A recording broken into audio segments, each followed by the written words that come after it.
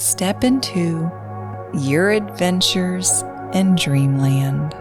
Soft, surreal, and slightly cheeky sleep stories with awe and wonder.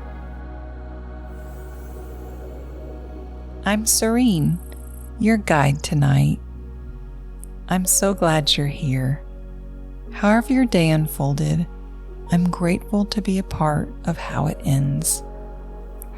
I'd love to know where you're listening from and what time it is. I read every comment. Every tap helps pay the cloud mortgage here in Dreamland. And if your finger ever drifts towards the subscribe button, rumor has it your sleep deepens by 11%. Not proven, just whispered. I say the science is still out. Now we return to what we are. It's strange. People have no idea. There are only 3 states of being, and you move through all of them every night. Right now, we're in our most superficial state, awake, bound by the senses and ego, influenced by the outward stimuli of the physical world. And while dreaming, the subconscious is in control, projecting stored impressions, thoughts, desires, no longer governed by the physical rules.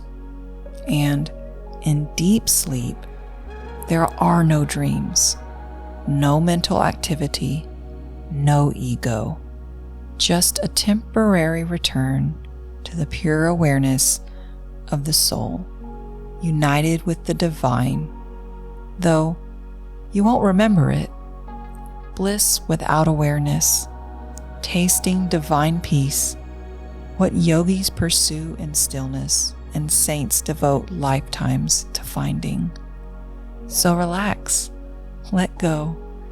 You are returning back to your inherent state. Freedom. Your story begins.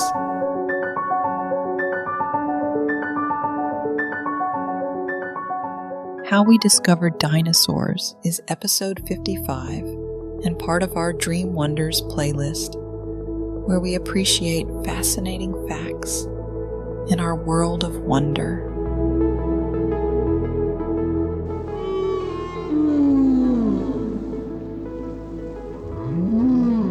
1. The cliffs. The wind is sharp and salty, carrying the smell of seaweed and ancient stone. You find yourself standing on a rocky beach at the base of towering cliffs, dark, jagged walls of limestone and shale that rise above you like the spine of some sleeping giant. Waves crash nearby, pulling at the pebbles with a rhythm as old as the earth itself. The sky is heavy and gray, threatening rain, and the year is 1811. Dorset, England, the Jurassic Coast. You blink, taking it in. Okay, either I've wandered into the moodiest postcard England has ever produced, or I'm about to dig up something that will change human history. Either way, I should have brought a warmer coat. A girl stands ahead of you on the rocks, maybe 12 years old, wearing a mud-splattered dress and a bonnet that's seen better days. She carries a small hammer in one hand and a wicker basket in the other. Her eyes scan the cliff face with the focus of a surgeon. She notices you and tilts her head. "You here to hunt?" she asks. Not unfriendly, just direct. Before you can answer, she gestures at the cliffs. These rocks are full of bones, shells, teeth, things that lived before there were people to name them. My father taught me to find them before he died. Now I sell what I find to tourists and scientists." She smirks. The scientists pay better, but they ask more questions. She holds out her hand. Mary Anning.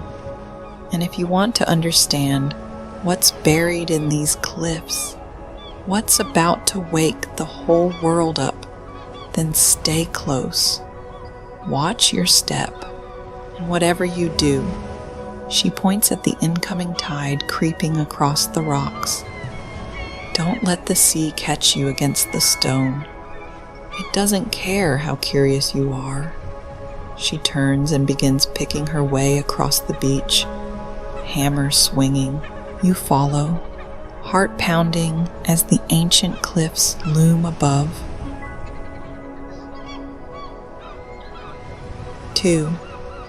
Before dinosaurs had a name, Mary leads you along the base of the cliffs, pausing every few steps to examine a rock, tap a ridge, run her fingers along a promising seam. "People have been finding bones in these cliffs for centuries," she says, not looking back. "Giant bones, teeth the size of your fist, skulls that didn't match anything alive." She stops and turns to face you. But here's the thing. Nobody knew what they were. How could they? There was no word for creatures that lived millions of years ago. No concept that the earth was old enough to have a before. She kneels beside a dark stone and brushes sand from its surface, revealing the spiral of an ammonite shell. In China, they called the big bones dragon bones, ground them into powder for medicine. In England, people thought they were giants, proof of the great flood from the Bible. In Greece, they thought they'd found the skulls of Cyclops. She laughs softly. They were looking at mammoth skulls. The trunk hole looked like one big eye socket. She stands, tucking the ammonite into her basket. Everyone had a story. Dragons, giants, monsters from God's wrath. But no one had the truth, because the truth was stranger than any story they could imagine. She gestures at the cliff face, layer upon layer of stones stacked like pages in a book. This rock is time, each layer a different age, and buried inside those layers are creatures that ruled this world for millions of years, then vanished completely, long before humans ever existed. She lets that settle. But in 1811, nobody knows that yet. The scientists in London are still arguing about whether extinction is even possible. They think God made everything perfect. Why would he let a whole species die? She smiles, a little mischief in her eyes. They're about to find out. She turns and keeps walking, leading you toward a section of cliff where something pale juts out from the dark stone. And it starts right here with what my brother Joseph found last year and what I'm about to dig out. 3. Mary's first monster. Mary stops at a section of cliff where the rock has recently crumbled, leaving a fresh scar of exposed stone. She points her hammer at a shape embedded in the shale, a long, pale curve, like a row of stacked coins pressed into the earth. "Vertebrae," she says. "My brother spotted the skull last year, sticking out after a storm. But the rest of the creature, it's still in there, waiting." She begins to work, tapping gently around the edges of the bone. brushing away debris with her fingers. You crouch beside her, watching as inch by inch, something impossible emerges from the stone. "I've been at this for months," she says, coming back when the tide allows, chipping away before the sea takes it. "Most people would have given up, but I know what's in here. I can feel it." Hours pass, or maybe minutes. Time moves strangely here, and slowly the creature reveals itself. A skull, long and pointed, filled with razor teeth, eye sockets the size of saucers, a snout like something between a dolphin and a crocodile, and behind it, stretching 17 feet along the cliff face, a complete skeleton, ribs, flippers, a powerful tail. Mary steps back, wiping her hands on her dress. "Ichthyosaur," she says. "That's what the scientists will call it. Fish lizard. But when I first saw it, I didn't have a word. I just knew it wasn't like anything alive today. Wasn't a fish. Wasn't a lizard. Wasn't a whale." She looks at you. "I was 12 years old when I pulled this thing out of the cliff. 12. A poor girl from Lyme Regis with no formal education, selling shells to tourists, and I found the first complete skeleton of an ancient creature the world had ever seen." She runs her hand along the stone, beside the bones. "The scientists in London will argue about what it means. They'll write papers and give lectures and take credit where they can. But I found it, me, with this hammer and these hands." A wave crashes nearby, sending spray across the rocks. "This is the first monster, but it won't be the last. These cliffs are full of them, and the world is about to learn that the earth is older and stranger than anyone ever dreamed." She picks up her basket and nods toward the path leading up from the beach. "Come on, I want to show you what someone else found. 11 years from now, 100 miles from here, a tooth that will change everything." 4. The tooth in the rubble. The world shifts around you. The cliffs fade, the sea quiets, and suddenly you're standing on a country road in Sussex, England. The year is 1822, and the air smells of hay and horse manure and fresh spring rain. Mary walks beside you still, though she seems slightly older now, more weathered. "I'm not the only one finding things," she says. "All across England, people are stumbling onto bones they can't explain. And right here, on this road, something is about to happen that will make the scientists lose their minds." A horse-drawn carriage rattles past, kicking up dust, and there, beside a pile of rubble that workers have dug up to repair the road, a woman in a fine dress is bending down, examining something in the gravel. "That's Mary Ann Mantell," Mary Anning says, "wife of Gideon Mantell, a country doctor with a fossil obsession. She's got the eye too. Watch." Mrs. Mantell reaches into the rubble and pulls out something brown and worn, about the size of a large leaf. She holds it up to the light, turning it slowly. A tooth, But not just any tooth. It's serrated along the edge, curved slightly, and massive, like an iguana's tooth, but 20 times bigger, the size of a child's hand.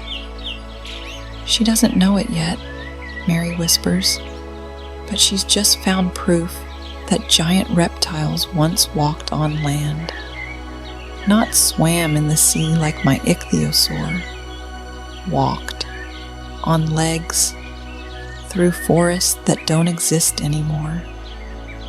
The scene shifts again, and now you're in a cluttered study filled with bones, papers, and the smell of pipe tobacco.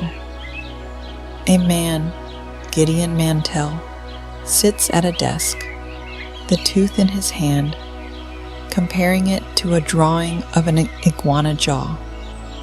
He'll spend years trying to figure out what it is, Mary says. He'll send it to scientists in London. They'll dismiss him, tell him it's a fish tooth, a rhino tooth, anything but what it actually is. Mantell looks up, eyes bright with frustration and certainty. But he won't give up.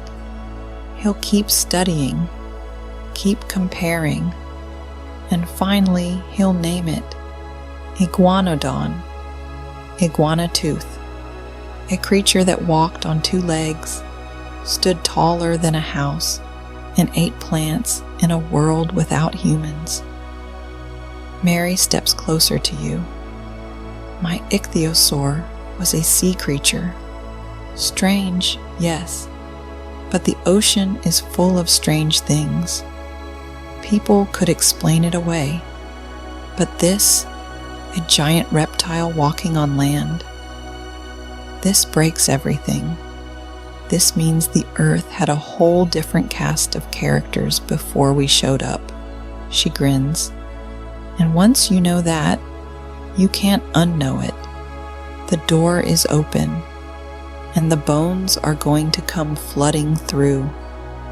She gestures toward the window, where the English countryside stretches green and ordinary. Out there, under every hill and quarry and riverbed, monsters are sleeping, and the scientists are about to start a war over who gets to wake them up. 5. The Bone Wars begin.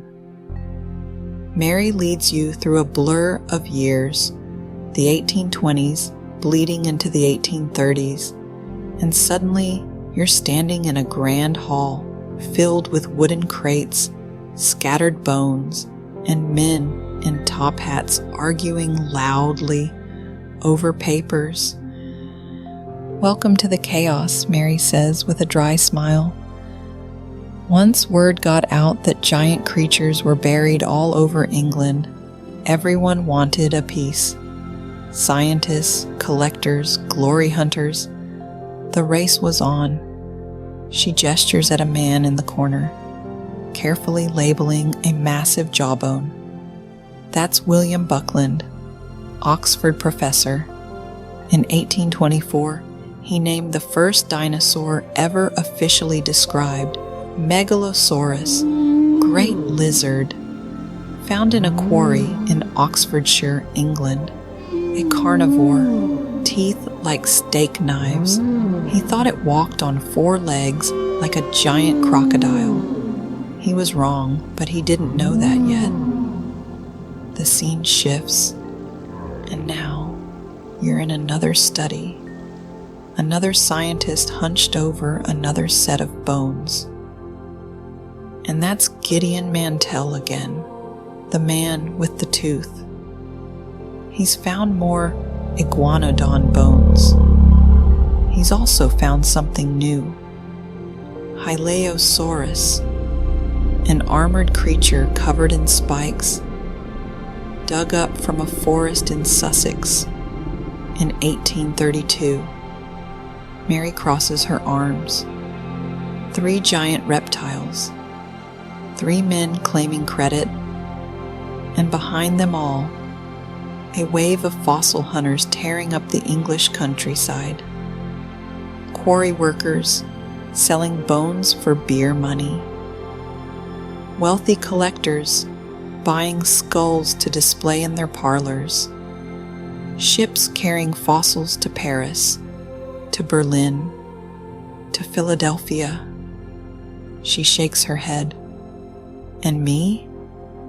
I'm still on my beach in Lyme Regis, still finding things.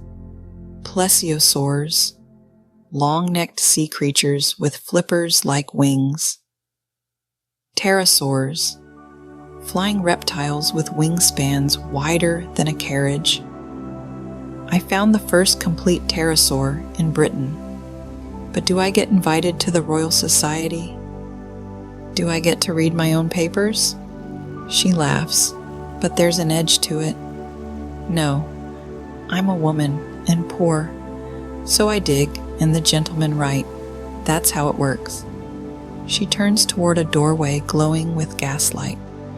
But there's one gentleman who's about to do something none of the others could. He's about to look at all these scattered bones, the teeth, the jaws, the ribs, the claws, and see the bigger picture. He's about to give the monsters a name. 6. The word that changed everything. London, England, 1842. You're standing in a lecture hall filled with the most important scientists in Britain. Gas lamps flicker along the walls.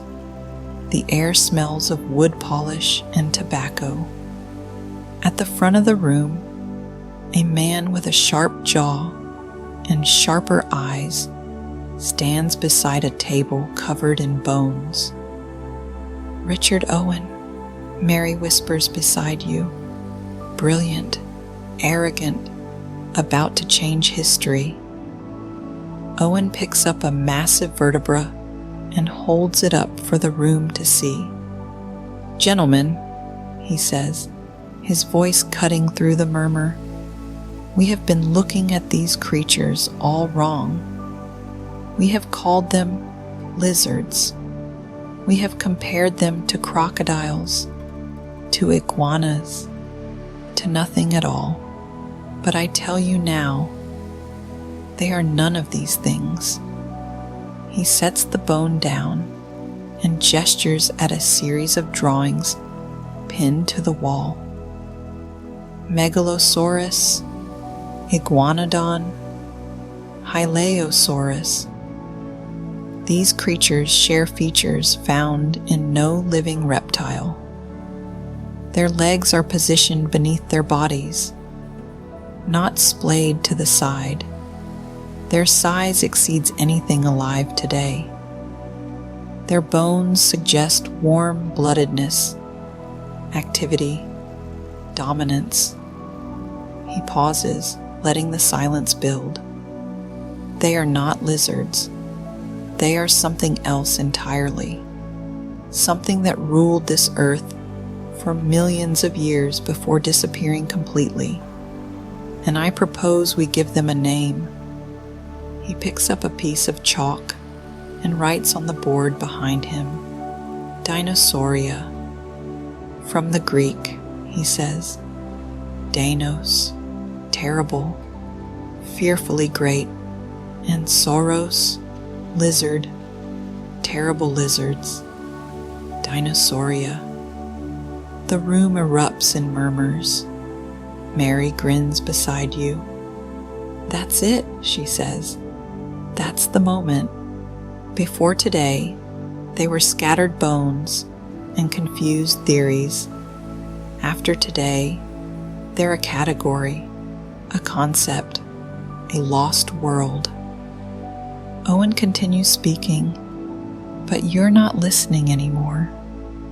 You're watching the word on the board, the chalk dust settling, the idea taking root. Dinosaurs, a word that will echo through every museum, every classroom, every child's imagination for the next 200 years and beyond. He didn't find a single bone himself, Mary says quietly, but he knew how to see what others couldn't, how to connect the pieces, how to name the unnamed. She looks at you. Sometimes that's what it takes. Not just discovery, but the courage to say, this is new, this is real, and this is what we'll call it. 7. Dinomania explodes. The world blurs forward again, and suddenly you're standing in a park so grand it takes your breath away. Crystal Palace Park, London, England, 1854. Glass and iron glitter in the afternoon sun. Fountains spray. Families in their Sunday best stroll along manicured paths. And there, on an island in the middle of an artificial lake, stand the most extraordinary sculptures you've ever seen. Dinosaurs, life-sized, made of brick, iron, and concrete. Mary stands beside you, older now, though her eyes still gleam with that same hunter's focus. I didn't live to see this, she says softly. I died in 1847, but I wanted you to see it, to see what we started. You walk closer to the water's edge. The sculptures loom on the island. Iguanodon posed like a giant rhinoceros. Megalosaurus, crouched and snarling. Ichthyosaurus, bristling with painted spikes. They're not accurate by modern standards. The iguanodon has its thumb spike on its nose like a horn, but they're magnificent, terrifying, alive.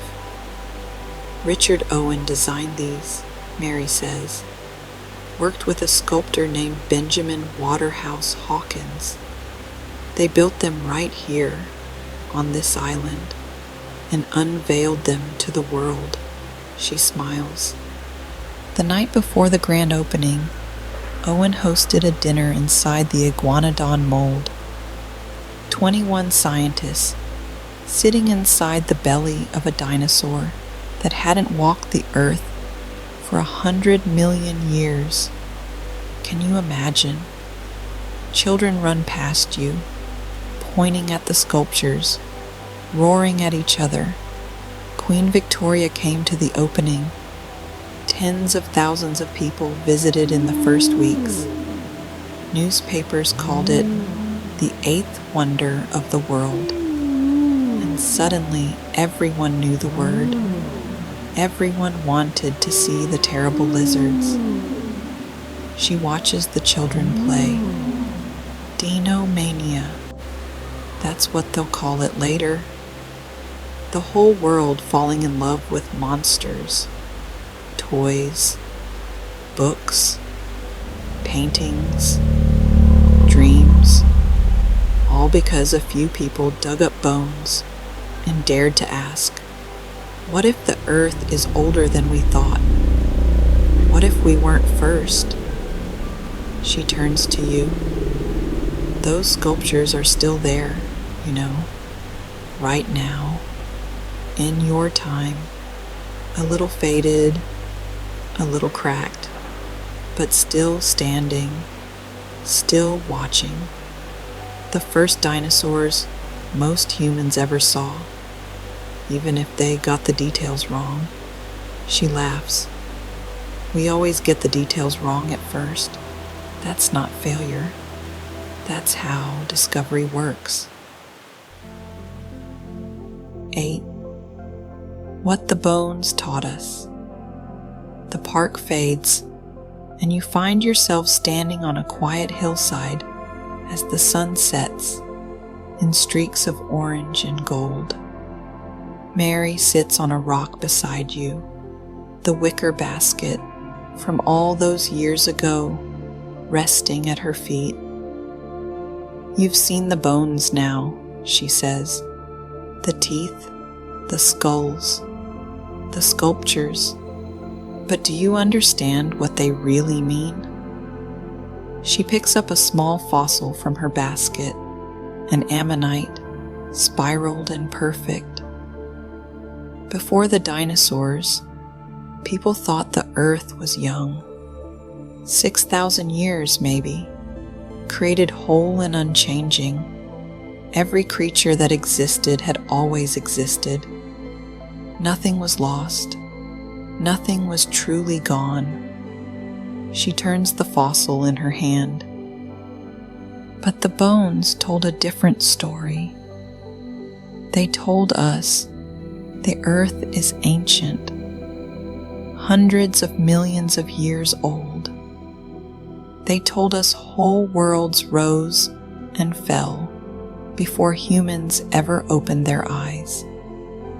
Creatures ruled this planet for longer than we can imagine, and then vanished, completely exposed. She sets the fossil down. Extinction. That was the word that scared people most. If God made everything perfect, why would He let an entire kingdom of life disappear? It shook the churches. It shook the scientists. It shook everyone who thought they knew how the world worked. She looks at you. But here's the thing. It also freed us. Once you know the earth has a past, you can start to read it. Layer by layer, bone by bone. You can see the story of life unfolding across deep time, and you can find your place in it. The stars are beginning to appear overhead. We are not the first. We are not the center. We are one chapter in a book that started long before us and will continue long after. The dinosaurs taught us that. She smiles. And they taught us something else, too. That the world is full of wonders we haven't found yet. That every cliff, every quarry, every road cut through a hill might hold a secret. That curiosity, real curiosity, the kind that makes you kneel in the mud and chip at stone for hours, is the most powerful tool we have. She stands, brushing off her dress. I never got the credit I deserved. Most of the women who shaped this science didn't. But the bones don't care who finds them. They just wait, patient, ancient, ready to tell their story to anyone willing to listen. 9. Resting in deep time. Mary walks you back down the hillside toward a shore you somehow recognize. The same rocky beach where this journey began. The Jurassic coast. The cliffs dark against a sky full of stars. The tide is out. The rocks are silver in the moonlight. And somewhere in those ancient layers of stone, bones are still waiting.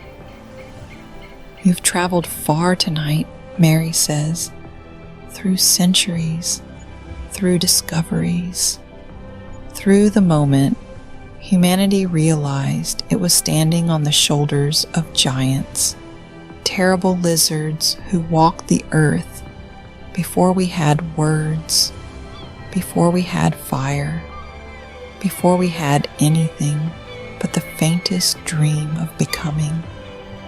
She stops at the water's edge. The bones are still there, right now, in cliffs and quarries and deserts all over the world. Every year someone finds a new species, a new tooth, a new answer to a question we didn't know to ask. She turns to you, her face soft in the starlight. But you don't need to dig tonight. You don't need to discover anything. You've already done the most important part. You wondered. You asked. You followed the story into the deep past and let it change the way you see the world. The waves lap gently at the shore. So rest now. Let the cliffs hold their secrets for one more night. Let the ancient creatures sleep in their stone beds, dreaming whatever dreams fossils dream. Her voice is fading, blending with the rhythm of the sea. You are safe. You are part of this story, the long, strange, beautiful story of life on Earth. And tomorrow, or next year, or 100 years from now, someone will find another bone, and the story will grow. The stars above look like the stars outside your window. The sound of the waves sounds like the silence of your room. You are held by deep time. You are cradled by curiosity. You are home. A breath, sweet dreams.